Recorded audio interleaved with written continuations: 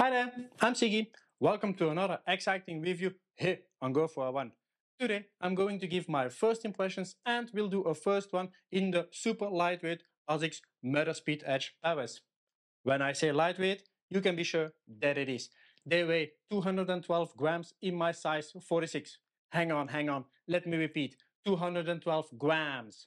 No, I did not make an error, that's the actual weight. Told you, lightweight, yeah baby. It's one of the lightest race shoes around.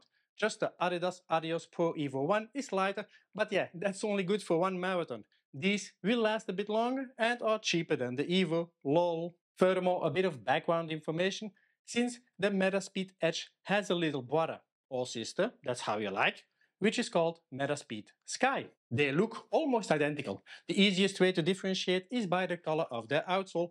For the Edge, it's black, and the Sky, it's red. For two shoes that look similar, I hear you thinking, okay, what's the fuss all about? What's the difference? Well, the position of the carbon plate is different. The carbon plate in the Sky is higher up, and thus closer to your feet.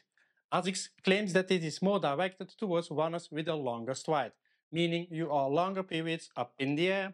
For the Edge, on the other hand, the carbon plate is a bit lower in the midsole and has more of a scoop shape, which again, Asics claims is more directed towards high cadence runners, meaning that you increase the steps you take per minute. That all sounds great, but in the end, I needed to make a choice which one to buy. And to be honest, it's not an easy call, right?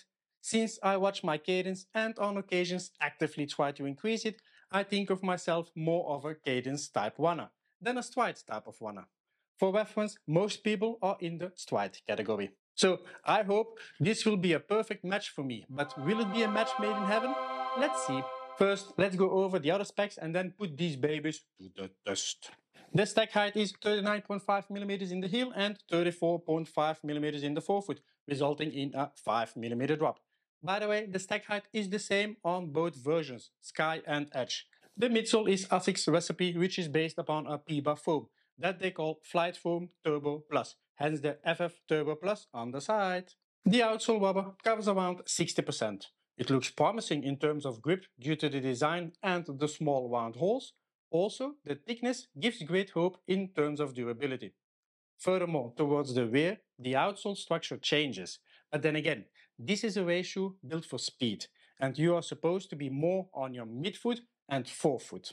There is also a lot of exposed midsole, which will probably get a good beating, so I hope that the Asics PBA blend will hold up good. Normally a PBA foam is known to be durable, so let's see. The upper consists of a single thin layer. If you look closely, you immediately notice that the ventilation on these will be superb. There is also an added protection inside at the forefoot, which seems to be some kind of plastic or rubber to protect both your toes and upper. But for the rest, the upper is really flimsy and light, which is normal. It's a race shoe yet again. Yeah baby. The heel area is a bit more solid than the rest of the upper. It's still pretty flexible though, but it should give a little bit of extra stability for the ankle. And also, when looking at the padding at the heel area, I get a good vibe from it. There is a bit more padding at the sides, and I sincerely hope that the padding at the Achilles would be sufficient. Usually on high-end race shoes, that's not always the case, and my Achilles just doesn't like it if the padding isn't sufficient. It's a sensitive thing, you know. Then we got the tongue, if we can call that a tongue. It's so thin that I'm worried if that will work out great for me or not. It's non-gusseted and is kept in place with the laces that run through it a bit more higher up this time. In the tongue there are also a lot of ventilation holes, but I wonder if the pressure of the laces wouldn't be an issue. That will be interesting for sure, and we will know soon enough. Finally, that brings us of course to the laces. Well, at first glance the length looks sufficient, and they look a lot like laces you find on the Nike Vaporfly, for example. It has ribbed sides to hopefully have a good lock. One thing I'm already going to do for my first one is to do the runner's knot method. I'm pretty confident that otherwise I'm going to have problems with the heel and the overall lock. Okay, now that we got that out of the way, it's time to get ready. I'm gonna throw some caffeine in and prepare the legs because I'm going to put them to work, Speedy Gonzales style. LOL!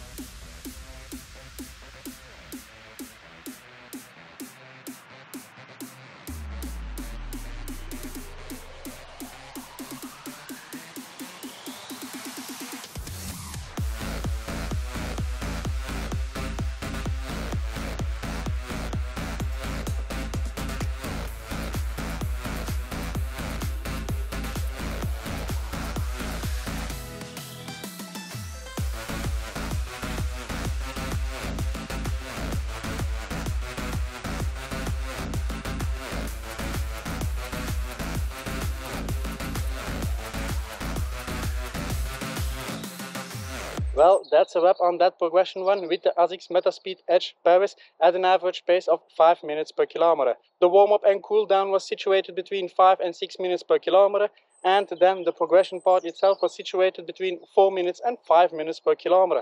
Although the body isn't really ready for those paces after being sick for almost 3 weeks, I still try to push it to make sure you get a decent information from me. So if that doesn't deserve a like, I don't know either. Come on guys, push that button. Thanks. Whoa. So first of all, the laces. Well, too short. My god. Yeah, try to do then the runners knot, but I couldn't tie the laces anymore. So I needed to skip one eyelet of the shoe to make sure I've got enough room. Yeah, okay, it's working. Is it ideal? No, just remember it. Furthermore, on the road, they are great. My god, they really push you forward. They are indeed lightweight. I thought I was running barefoot. Nah, just kidding. Also, cornering, stability-wise, amazing. I thought, okay, yeah, that's gonna be perhaps an issue. Nope, not at all. It's now like 21 degrees, so really warm. Didn't had any problems with ventilation. As to be expected, as you could see, it's only one thin layer for the upper. That's working really great.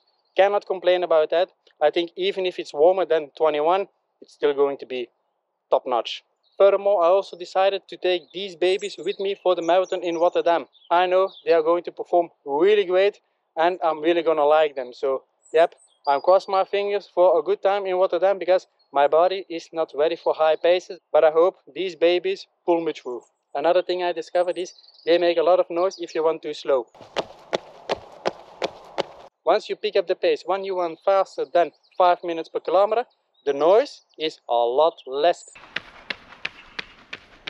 So if you hear too much noise, you're running too slow. Pick it up, pick it up, pick it up, come on. But to wrap it up, I'm going to further test them out until at least 100 kilometers. So do not forget to like the video and subscribe to the channel to not miss the full review. That's coming up very soon. And also that notification bell, come on, click, click, click, click, click. I thank you all for watching and I see you in the next one.